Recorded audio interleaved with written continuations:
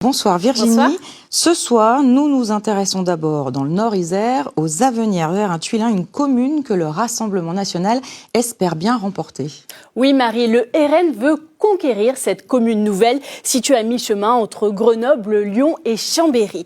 Les Avenières vers un Tuilin est un regroupement de 3 communes qui ont fusionné en 2016. Cette ville de 7700 habitants a gagné des résidents ces dernières années, mais c'est un territoire rural qui peut parfois se sentir abandonné, où la voiture est indispensable. Plus de 90% des habitants doivent prendre leur véhicule pour aller travailler. Ils sont seulement 2,5% à prendre les transports en commun. Lors des dernières élections législatives, les habitants ont voté à 70% pour le député RN de l'Isère, Alexis Joly. Une ville à fort enjeu donc, où la maire actuelle Myriam Boiteux ne se représente pas.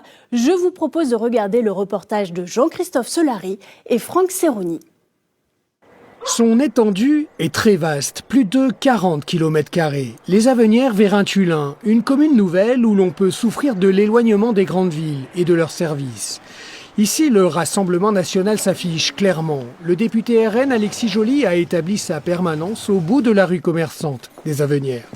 Et le candidat local n'est autre que son attaché parlementaire. Son thème de prédilection, la sécurité. On va quand même embaucher un 4e policier municipal afin que de créer plusieurs binômes à différentes plages horaires, le soir, tard, et plus faire 8h, 16h comme ça l'existait auparavant. La liste de Thomas Gagneux se veut divers droite, mais son affiliation au RN est revendiquée. On a quand même élu en 2022 le premier député RN en Isère. C'est aujourd'hui, je pense, un vote d'adhésion, ce n'est plus un vote de contestation, puisqu'il faut rappeler qu'en 2024, il a été réélu au 2e tour avec presque 70% des voix sur la circonscription. Ça montre quand même qu'on est arrivé à s'implanter. Il faut savoir que je suis son assistant parlementaire, donc je suis au plus proche des gens, je les côtoie, je règle leurs problèmes, j'essaye de les aider, de les diriger dans des démarches.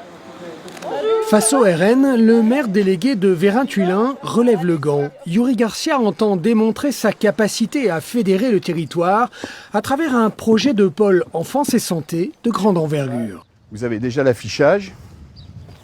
Ici, il y aura la nouvelle crèche, les bâtiments médico-sociaux du département et 25 cabinets médicaux.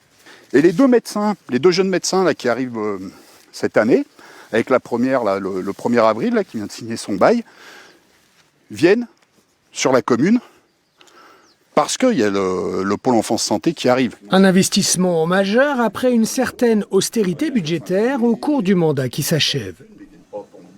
C'est pas par magie, hein, c'est ce que je disais tout à l'heure à mes collègues, on l'a pas fait par magie. C'est parce que sur les lignes budgétaires, les 2 lignes budgétaires de dépenses les plus importantes de la collectivité, donc les charges générales et la masse salariale, nous dépensons actuellement 42% de moins que la moyenne de la strate de notre commune, donc des communes de 5 à 10 000 habitants. Ça a du sens. Mais dans ce duel annoncé, un jeune candidat pourrait jouer les troubles fêtes. Bertrand Brosse, 27 ans, est issu d'une vieille famille du pays.